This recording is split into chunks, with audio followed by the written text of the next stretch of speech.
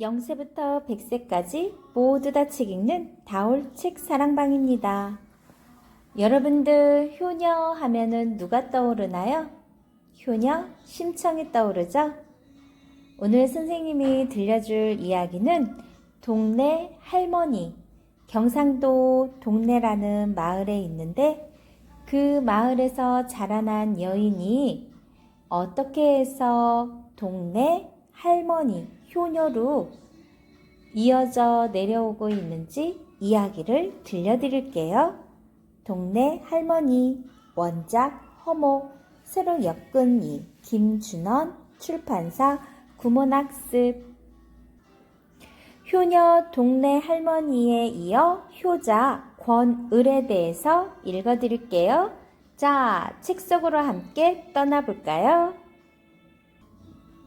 동네 할머니. 동네 할머니.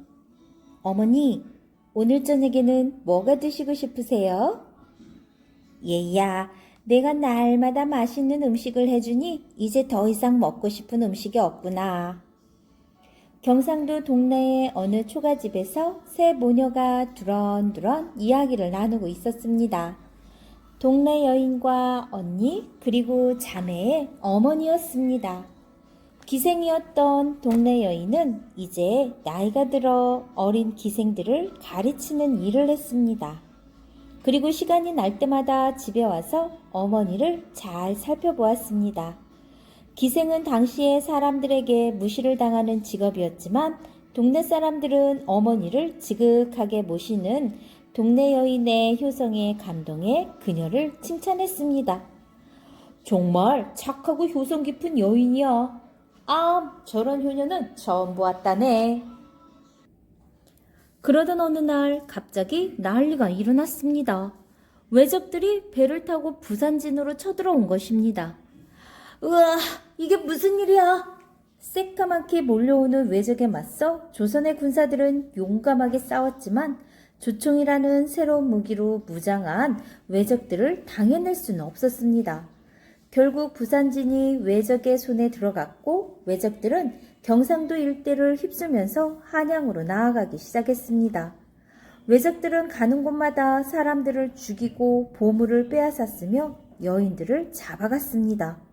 평화롭게 살던 사람들은 처음 겪는 난리에 도망칠 생각도 하지 못한 채 꼼짝없이 당해야만 했습니다. 부산진을 무너뜨린 외적들은 곧이어 동네로 쳐들어왔습니다. 아, 어머니가 무사하셔야 할 텐데. 난리가 났다는 소식을 들은 동네 여인은 서둘러 어머니에게 달려갔습니다. 그때 어디선가 외적 2명이 나타나 동네 여인의 앞을 가로막았습니다. 동네 여인은 너무나 무서워 그 자리에 주저앉아 버렸습니다. 그러자 외적들은 알 수 없는 말로 고함을 치며 동네 여인을 끌고 가기 시작했습니다. 외적들에게 끌려 거리에 나서자 자신처럼 끌려가는 사람들이 곳곳에 보였습니다. 아, 어머니, 우리 어머니를 만나게 해주세요. 동네 여인은 버둥거리며 울부짖었지만 외적들은 꽉 붙잡은 팔을 놓아주지 않았습니다. 잠시 후 외적들은 그녀를 커다란 배에 태웠습니다. 배 안에는 이미 잡혀온 사람들로 가득했습니다. 어머니, 어머니, 혹시 여기 계세요? 동네 여인은 혹시나 어머니가 이미 잡혀왔을까 해서 어머니를 애타게 불러보았지만 어머니를 찾을 수 없었습니다. 그래, 여기 안 계신 걸 보니 어머니는 이미 피란을 가셨을지도 몰라. 꼭 살아 들어와서 어머니를 다시 만나야지. 동네 여인은 울음소리를 가득 찬 배 안에서 마음을 다잡았습니다.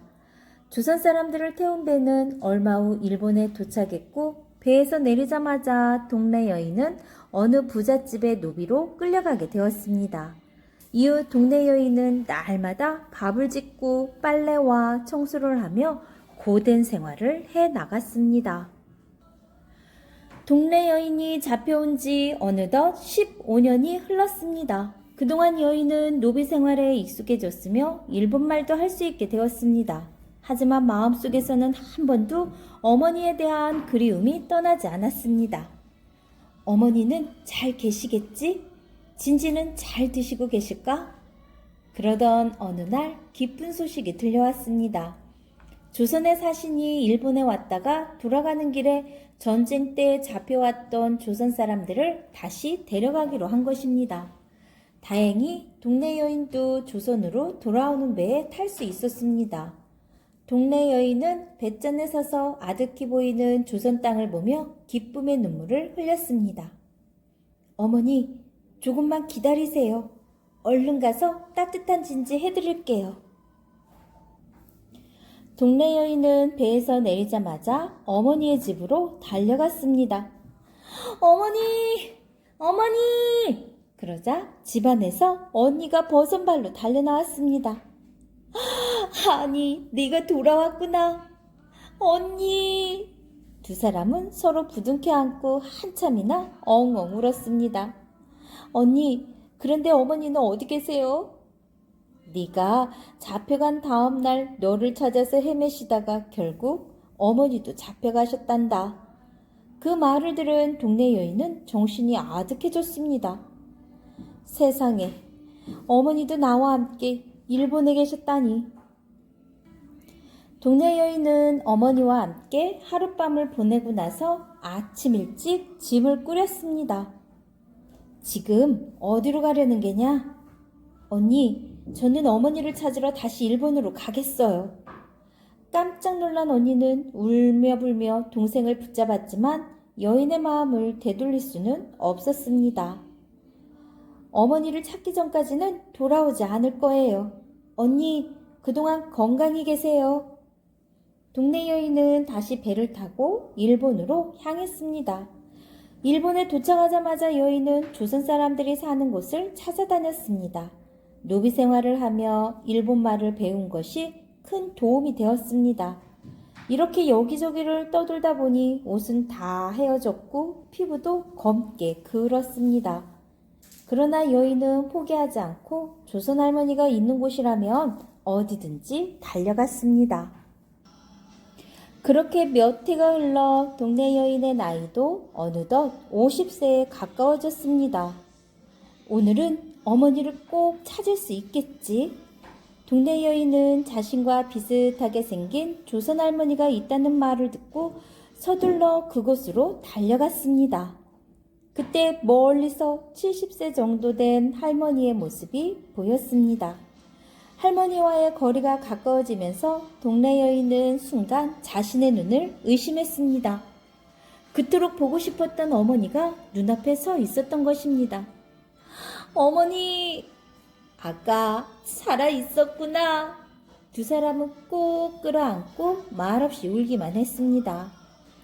옆에서 이 모습을 지켜보던 일본 사람들도 감동에 눈물을 흘렸습니다. 그리고 이 소식을 들은 고을의 원님은 두 사람이 고향으로 갈 수 있도록 도와주었습니다. 동네 여인과 어머니는 손을 꼭 잡고 고향으로 돌아왔습니다. 20여 년 만에 가족들이 다시 모여 살게 된 것입니다. 이후 동네 여인은 어머니를 예전보다 더 극진하게 모셨습니다. 어머니는 오래오래 살다가 편안하게 죽음을 맞이했고 그 후부터 동네 여인은 언니를 어머니처럼 섬겼습니다. 얘야, 새 옷을 다 나를 주면 어떡하니? 언니, 저는 괜찮아요. 다음에 가질게요. 이처럼 자매는 80여 세가 될 때까지 서로 의지하며 살다가 차례대로 세상을 떠났습니다.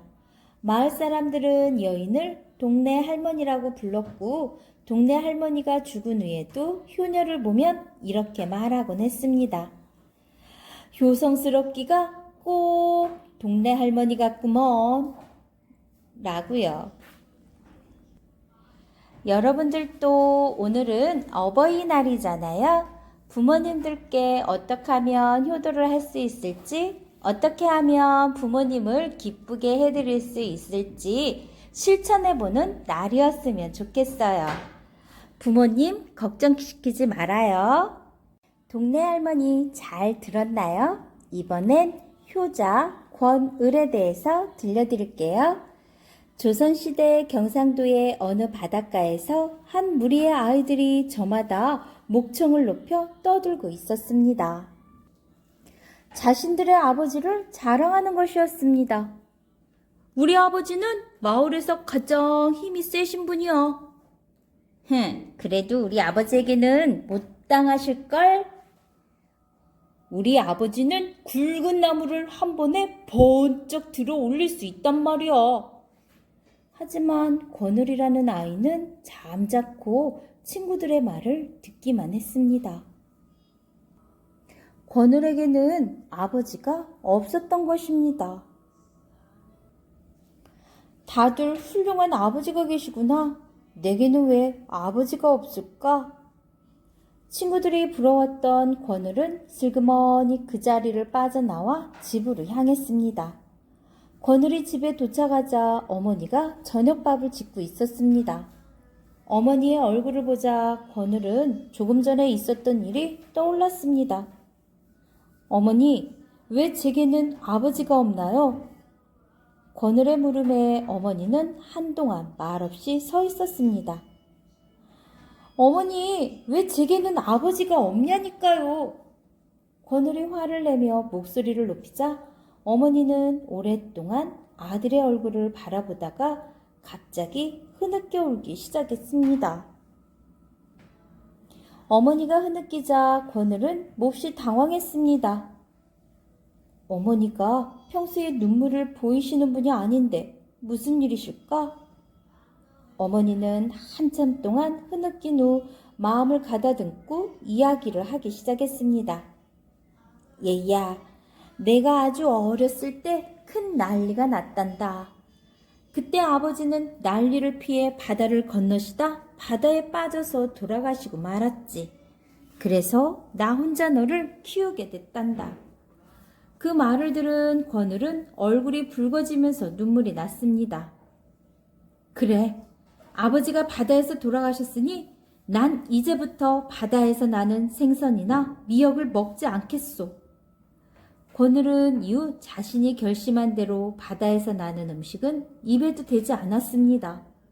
또한 청년이 된 후 부지런히 농사를 지어서 어머니를 섬겼는데 날마다 맛있는 음식을 장만하여 어머니께 드렸습니다.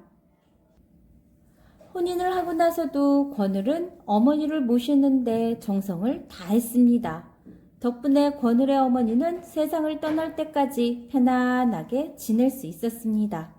어머니가 세상을 떠나자 권울은 어머니의 무덤 옆에 작은 집을 짓고 3년 동안 무덤을 지켰습니다.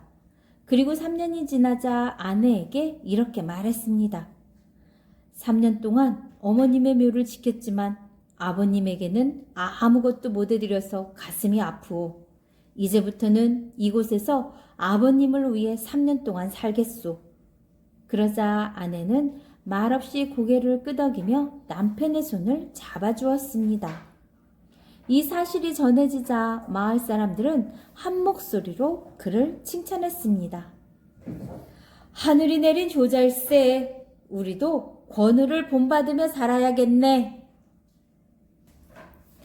권울은 어머니의 무덤 옆에서 6년 동안을 지낸 다음 집으로 돌아왔습니다. 그러나 이듬해 그만 세상을 떠나고 말았습니다. 눈을 감기 전에 권울은 어린 두 아들을 불러놓고 말했습니다. 나는 아버님이 돌아가신 이유를 알게 된 후에는 아버님에 대한 이야기가 나올 때 꼭 눈물을 흘렸느니라. 그리고 철없을 때 어머님의 마음을 아프게 해드린 것이 후회되어 이후에는 정성을 다해 어머님을 섬겼다. 내가 세상을 떠나고 나면 너희들의 어머니가 몹시 힘들 것이니 너희는 어머니를 잘 모시도록 해라. 아버님 말씀에 따르겠습니다. 아버지를 본받아 효성이 지극했던 두 아들은 눈물을 흘리며 고개를 숙였습니다. 권울이 세상을 떠나고 얼마 후 마을에 전염병이 돌아 많은 사람이 죽었습니다. 권울의 집안에서도 두 알을 빼고 모든 가족과 친척들까지 세상을 떠났습니다. 저런, 아직 어린 두 아이가 갈 곳이 없어 굶주리고 있구나. 이를 보다 못한 권을의 친구가 그의 두 아들을 자신의 집으로 데려와 보살피려고 했습니다. 하지만 권을의 두 아들은 고개를 저으며 말했습니다. 저희들은 3년 동안 아버님의 무덤을 지켜야 합니다. 그것이 올바른 도리입니다. 이 말을 들은 사람들은 모두 아이들의 효성에 감탄했습니다. 효성 깊은 아버지 밑에서 역시 효성 깊은 자식이 태어나는구나. 이후 이 소식을 알게 된 나라에서는 권을의 두 아들에게 양식과 집을 내리고 편안하게 살도록 해주었습니다. 동네 할머니 효자 권을을 쓴 허목은 조선 후기 문신으로 1595년 서울에서 태어났으며 호는 미술해요. 어려서부터 학문에 뜻을 두었고 벼슬에는 마음이 없어 경기도 자봉산에 숨어 살며 학문에만 열중했죠. 나이가 든 후 정릉참봉, 삼척부사, 우의정 등 벼슬자리에 올랐어요. 1678년 판중추부사에 임명되었으나 사직하고 저술과 후진 양성에 힘쓰다 1682년에 운명을 달리했답니다. 그림, 글씨, 문장에 모두 능했으며 저서로는 미수기연, 경례유찬, 동사, 방국, 왕조례 등이 있다고 합니다. 지금까지 동네 할머니 효자 권을이었습니다.